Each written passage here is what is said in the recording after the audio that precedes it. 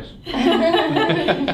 dust and magic. Fascinating stuff. I think we're finally getting to this point in time. All right, so can you guys just kind of get closer to the mic just so I can see what that sounds like? Just keep talking and I'll just measure this. Yeah, essentially. Yeah.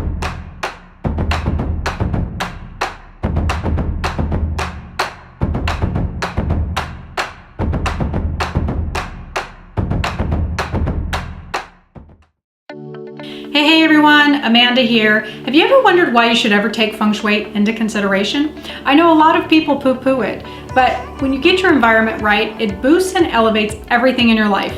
And that's what I'm going to talk about today. I sat down with Brittany Adams, who actually interviewed me to get an idea of what Feng Shui is, how I got into Feng Shui, and why Feng Shui matters. Are you ready? Let's do this. Hi Amanda, thanks so much for being here with me today. Woo! I'm so excited. Yeah, I can't wait. So on this podcast, we typically talk to a lot of nutritionists and doctors and people like that and those types of health and wellness fields. But I think it's really important to note that obviously health and wellness does not just have to do with what's going into our bodies and things like that. It's so broad, and it also has to do with how we are aligning our homes and the energy that we're allowing in there. So I'm really excited to learn more about Feng Shui, and yeah, I'm really excited to have you. I'm excited to be here, and I should note that health and wellness absolutely starts at home. Mm-hmm. So if your environment isn't right, so often people look to external things like fitness, self-help, therapy, all of these things, and never think of their home as a solution. Mm-hmm. So that's where I come in. Yeah, absolutely. Well, that's great. So for the people who don't quite know what Feng Shui is, can you give us just an overview of what it is and how it works? The $1 million question, right? Well, I think that the misconception is that what I hear a lot, if I got paid $1, I'd be a gazillionaire, is that people think I move furniture. Mm. So, like my girlfriend, I went down to Baton Rouge in October, and she was like, "Are you gonna shui me?" And she's like, "Okay, what do I need to move around?" And I'm like, "We're not going to touch your furniture." And she's like, "Wait, what?" So I think that that's the biggest misconception of what it is, or that it has something to do with clutter. Mm. And that's certainly an element of it, but really what Feng Shui is looking at your environment and paying attention to what's showing up in your life and how your environment plays a huge role in those things. Mm. So for example, if you're experiencing anxiety, high blood pressure, maybe your finances are out of whack, or something keeps happening again and again and again, or you can't find the love of your life, or you find someone and they leave, I guarantee you it's in your floor plan. Wow. Yeah. Wow. It's pretty intense. That is pretty intense. I'm excited to get into that. So how did you get started in Feng Shui? It's actually a really funny story. I was engaged and we had purchased a home and we gutted it. We bought the worst house in the best neighborhood, and we had stars in our eyes. We were both 20, and we took it back to the studs, made it beautiful, hung up beautiful chandeliers. We were the first house in the neighborhood to have granite countertops, which makes me laugh because every home in America now has granite. But it was beautiful, and I could just feel it in my solar plex, this feels awful. And I felt really entitled, who the hell am I to sit here and say, I'm surrounded by all this beauty, and I don't like it. It just didn't feel right. Yeah. And so I went down to a Borders bookstore. Remember those? And I'm standing in front of all of these decorating books, and I was so overwhelmed because there were so many of them. And at the time, I was pre-med. Oh, wow. So I had interior design, Feng Shui, none of that was on my radar, and I'm staring at what was probably only 40 books, but it looked like 300. And this woman walked over to me and she said, "Darling, you don't need those books. You need that book." And I looked over there and I was like, what? What is that? And it soon became my favorite F word. But I remember opening up the book. Borders was so great about allowing you to peruse through a book. Yeah. So I sat down on the floor, and before I knew it, I had all of these Feng Shui books all over me. And it's I remember opening up that book and going, "Oh my God, hallelujah, this makes so much sense to me." Wow. And lo and behold, the reason why I didn't feel right is our home was elevated, and so there were several steps up to the front door, and we had our front door boarded up. And so that's a huge no-no in Feng Shui. Our front door is very important. And we had it boarded up for about 8 months, and so that's why a lot of bad things were showing up in our life. And we were having a lot of ill effects and things that were popping up that we couldn't quite explain or put our thumb on, and that's why I didn't feel right. Wow. So that's why in my practice we do designs that are energy aligned. And so before we get into anything pretty, we start with the energy first, because otherwise it's lipstick on a pig. Right. You can make it as pretty as you want all damn day, but if you don't get the energy right, nothing else matters. Yeah, that's so interesting. That's really cool. So I know there's different types of Feng Shui. Can you kind of just give us an overview of what those are? Yeah, so I practice what's known as BTB, and it's a much more transcendental. It's the energetic side of Feng Shui. There is the westernized sense of Feng Shui that has basically taken a lot of the traditional principles and westernized them. There's pyramid school. There's a thing called 9-star key and compass school, which is directional. I don't know as much about those because I've never practiced those. I did experiment a little bit with Western when I first moved to Tennessee, just because everybody was kind of raising an eyebrow like, what is it that you do? I'm practicing witchcraft. So I did experiment a little bit with the westernized, which is, it's a little bit softer and it does do more with the physical stuff, but I really felt like that's what was making people comfy, you know, it was making it a little bit more comfortable for them, but I wasn't getting the results. I saw it kind of as a king toes, like we were getting a little bit of results, but not like the holy shit, this is amazing kind of results. And so I feel that the school that I practice, the style that I practice, it's a big word, it's called transcendental, but it's this idea of working in, you know, the other parts that we can't see, but we see, you know, the results show up, and it's unexplainable, illogical, unreasonable, but it's really cool. You can feel it. Yeah. That's awesome. So it's a really awesome kind of Feng Shui that I think a lot of people, you know, Professor Lin used to always say that today's science fiction is going to be tomorrow's fact. Wow. And so that's what I really feel like this Feng Shui is really starting to come into today's fact. Yeah, absolutely. That's really interesting. So you mentioned school. How did you train to be a Feng Shui practitioner? Well, after that experience in the Borders bookstore, I quit med school. Everybody's okay, including mom. And so what I did is there wasn't anything around me that was Feng Shui oriented, and so my logical mind said, okay, well, I'll start at design school and maybe I'll learn it there. And I looked at the curriculum and there was nothing on there with Feng Shui, and I had applied to the most prestigious school, and I got in, and I was like, well, shit, I guess I have to do this now because, you know, I've applied. But the cool thing is that my space planning instructor ended up being a Feng Shui grandmaster. Oh, wow. Right? That's so awesome. It was like, you know, the universe was like, here you go. Yeah. So I started there, and then I worked under a couple of different grandmasters. The Berkeley Center I was very close to that, and so I was able to study there, and I'm still working with a grandmaster today. So it's an ongoing process. It's not like I took a weekend course and hung my shingle out. It's something that I do all the time. David can attest, I study all the time. I'm constantly studying because there's so much information. It's actually considered a mini lifetime education. So I have tons and tons of 4-inch binders in my office filled with information and meditations and mantras and energy work and all kinds of practices. And I study all the time, and it's like I will still forget like little minute details, and so it's something that I have to reference back to.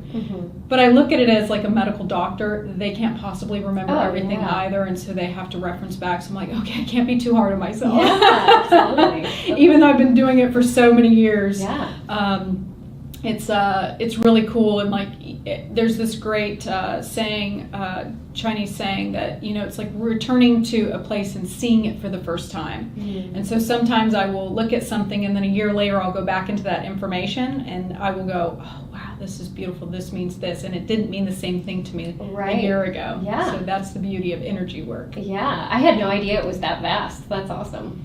It's pretty intense. Yeah. Yeah. But it's really cool and it's really fun. And there is so much magic around it. And there's so many miraculous things that come from it that you cannot explain, that it becomes addicting. Oh, I bet. I can totally That's awesome. So I know that the perception is kind of that feng shui just sort of makes the room feel better, but I know it affects so much more in your life. Can you talk about just the different aspects that feng shui can kind of affect?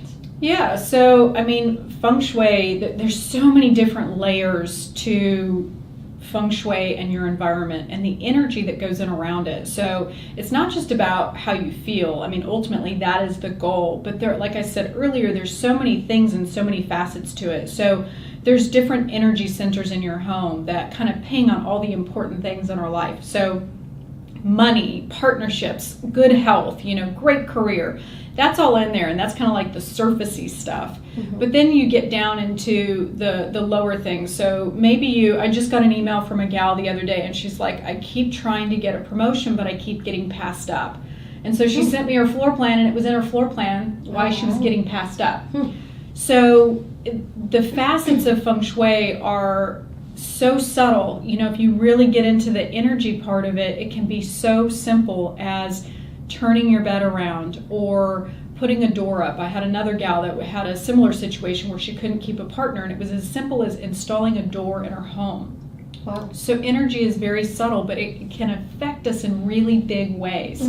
So again, a lot of us look to those external things as solutions when in actuality it's literally in your environment. And it can be something quite simple, just a small little tweak. And we call that the shushar in feng shui. Because you're thinking, seriously, I'm going to turn my bed around and this is going to happen. And it's like, yep. Wow. And then it happens and they're like, holy shit. Yeah, that's how crazy. can you explain that? So there's so many, the biggest thing about our homes and our environments is that they are a direct reflection of who we are. So if there's something that's showing up in your life and going on in your life, the first place that you should look is your environment, because it's literally speaking to you.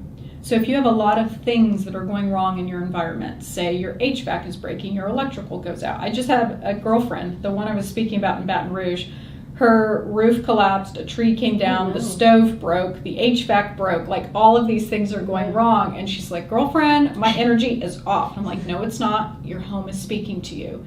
So she is literally going through this tear down and rebirth in her own life. And I said, your home is reflecting that. And she was like, oh, okay, I get Makes it. so much sense. Yeah. Wow. That's awesome. So our environments are very reflective of what's going on in our own lives. So pay attention. Yeah, absolutely.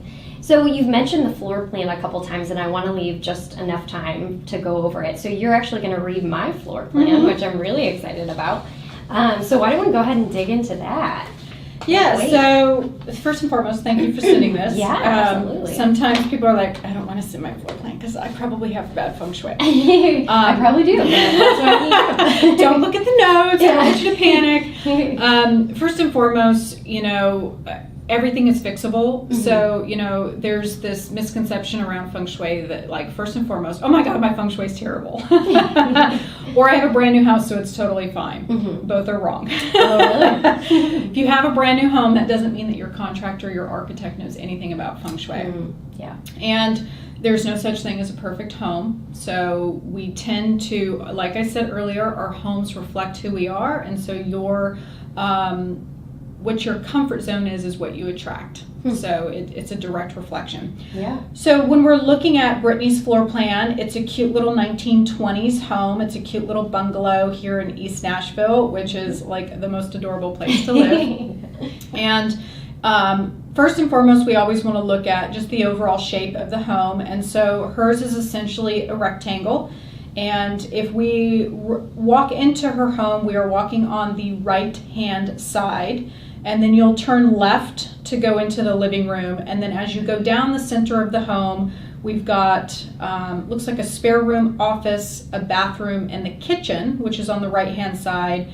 And then on the left-hand side, we've got the living room, dining room, bed, and then a mudroom. So just to give you guys at home a little bit of, a mental image of what we're dealing with here. So the first thing that I always look at are what I call my top 5 disruptors. And the top 5 disruptors are the things that always screw up your feng shui. And so the first one that we look at is the front door. And so my questions to you would be how this really feels. It looks like it's a little bit small. You probably eyeballed this to sketch this up, so this is... It's not to scale. Yeah, so this would be something where you would just want to stand in there and kind of get an understanding of how that feels. And do you use your front door every day to get in and out of the house? So that's fantastic.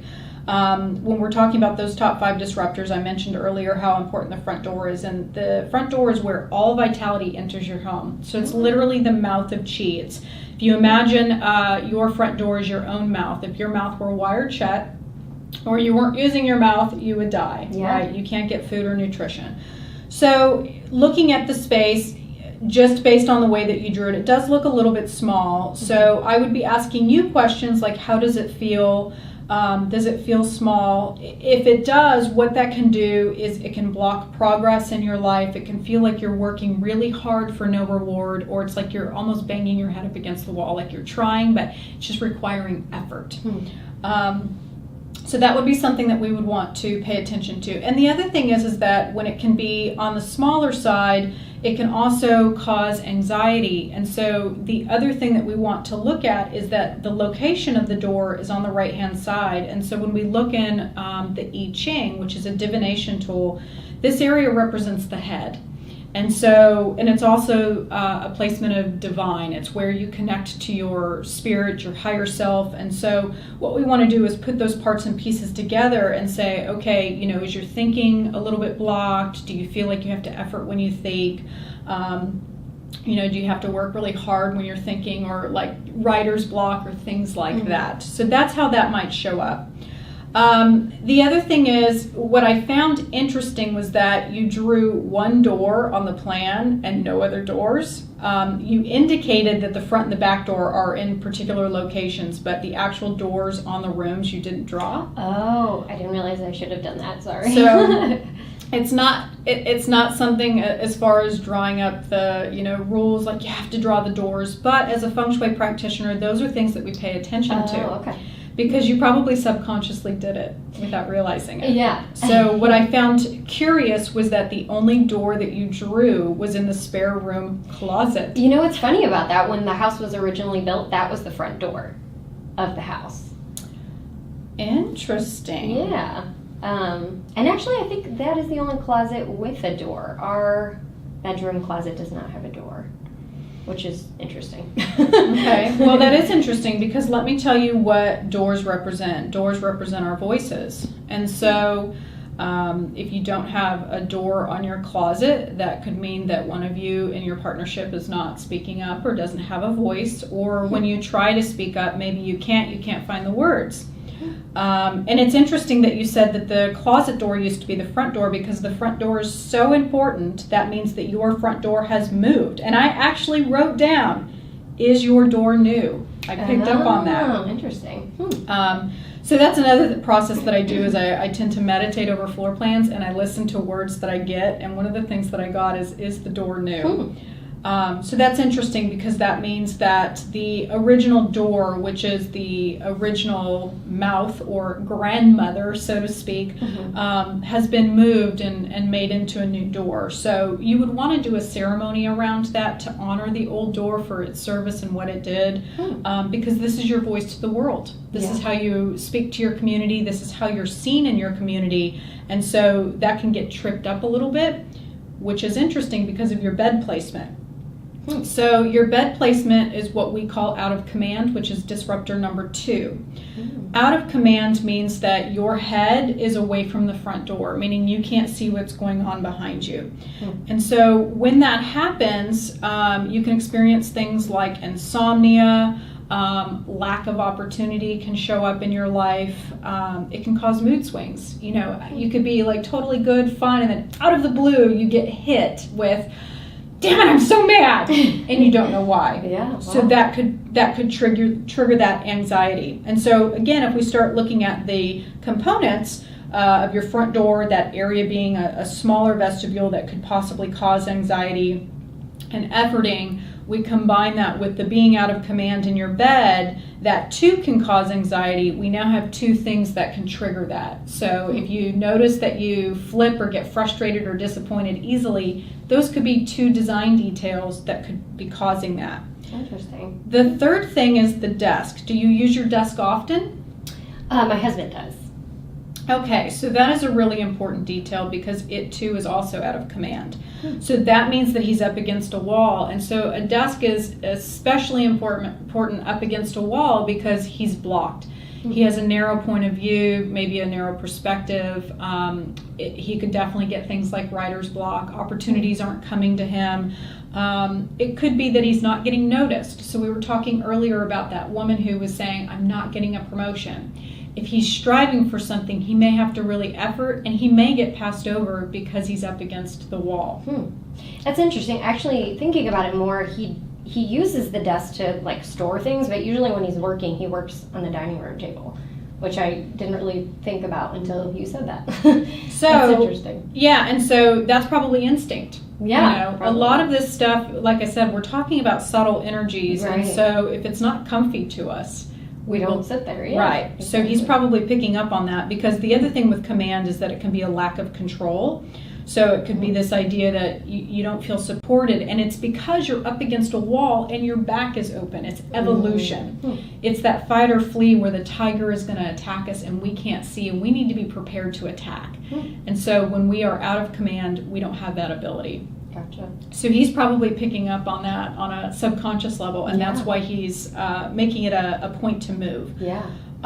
Is there a double door on the spare room or a single door? A single door. So again, she didn't draw any of the doors on here, so it's interesting that the one door that you drew was the closet, which was the previous front door. It was almost like it was screaming at you, like, hey, notice me. Yeah, that's true. And so the other thing is the placement of the toilet in your kitchen sink. It's just a little bit of a ping of those energies don't mix. So food could suffer, energy around your food could suffer. It could also be that when you're sitting on the toilet, just because as you walk down the hall, I didn't know how the doors would swing. Does it swing up against the closet there? So the bathroom door will swing up against like the Toilet? away from the toilet, Okay. and then the bedroom door swings up against like toward the dresser, away from the bed. If Okay. that makes sense. But they both open in to the rooms. So that would mean that when you're walking down the hallway that you see the toilet, right? If you're walking down, if you look in there, can you see the toilet? If it's open. If yeah. it's open. Mhm. So that could indicate, again, that it's a little bit of a vulnerable spot. So if you just kind of make a mental note of when you're peeing, like, I feel a little bit vulnerable, and you may not even be picking up on that, but what's important about that is the energy around that. So when you are sitting there, you're broadcasting, this is a little bit uncomfortable, and you may not even realize that you're doing it, but the energy of it is mixing with your kitchen sink. So that could be a mix of the energies that are a little bit clashing. Yeah. So just be making Yeah. a mental note of that. It's good to be aware of that. The other thing is that your door is aligned with your bed, and so when it's aligned with your bed like that, and where it's aligned, because it's aligned with your feet, this could mean that you're getting tripped up in life, not being able to move forward on things. Indecisiveness could be showing up for you, or it could be literally health issues where you're breaking an ankle, spraining an ankle, tripping, breaking a toe, things around feet. So you would want to pay attention to that, or possibly experiencing gout or things around the foot or circulation around the feet, issues around the feet. It would be because of that. And finally, the one thing that probably sticks out the most is the tool shed in the back. Brittany has a tool shed in the back left corner of her property. Where is the door?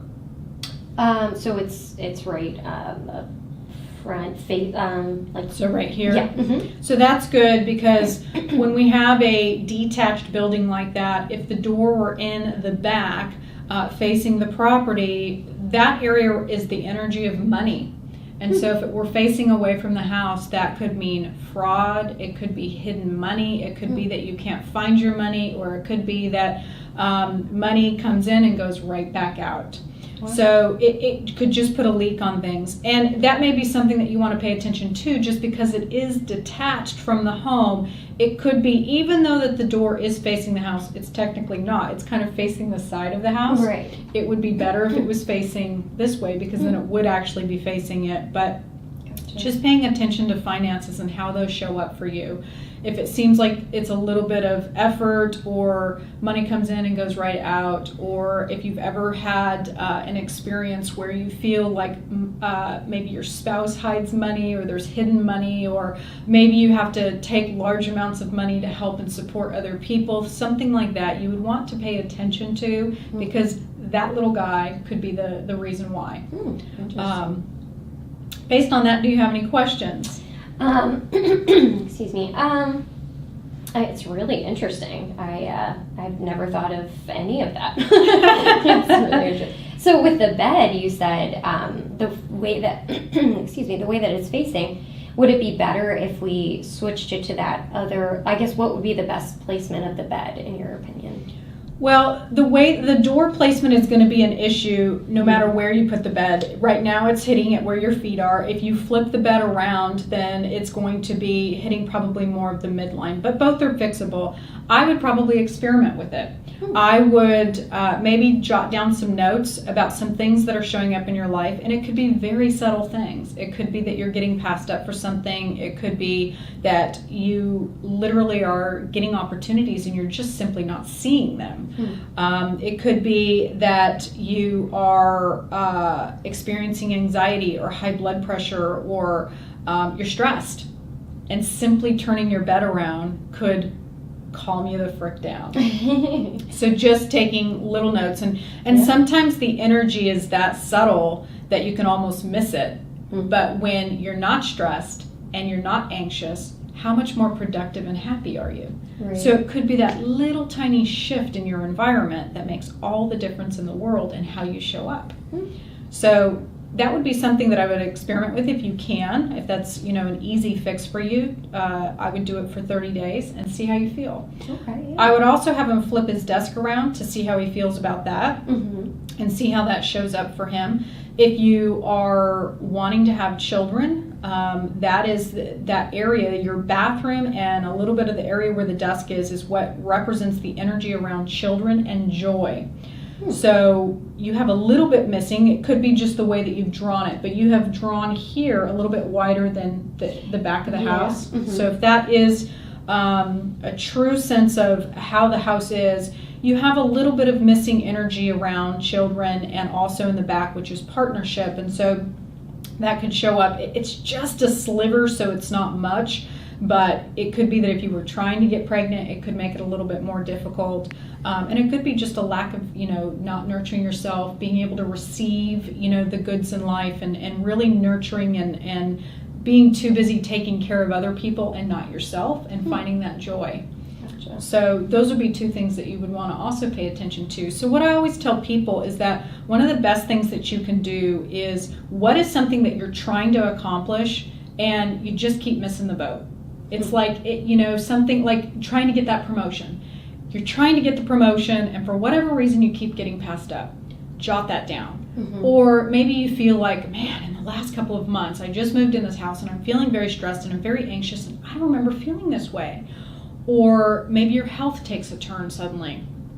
That's when you want to start paying attention and jotting those things down, because that's what I was saying earlier, is that I guarantee you it's in your floor plan. So by paying attention to what's going on in your life, then you're able to take a look at the bigger picture and go, okay, I don't need to eat better. You do need to eat better, but you don't have to eat better, get more fitness, read more books, do all those external things. Let's start with your environment first. Yeah, and see what happens. Yeah, that's interesting. Yeah. That's awesome. Great. Well, I don't think I have any other questions. Do you have any more comments about my floor plan? No, I would just say, you know, for those who are listening, first and foremost, there's no such thing as, you know, a perfect plan, and there's no reason to worry about, oh my God, I have that detail, and, you know, I'm experiencing that too. Everything is fixable. And the whole idea around Feng Shui is to really create an optimal environment so that you are able to achieve your goals and your dreams. It just basically boosts your energy. And so when you can work together with your environment, that's when you can really achieve great things. You know, no matter what it's in, whatever category it's in, by combining those two, you can get optimal results. Awesome. That's great. Well, thank you so much, Amanda, for being here. I love doing this. This is so interesting, and I'll definitely, you know, talk to my husband, make some changes in our floor plan, and see how things go. So yeah, thank you so much. Thanks, everyone.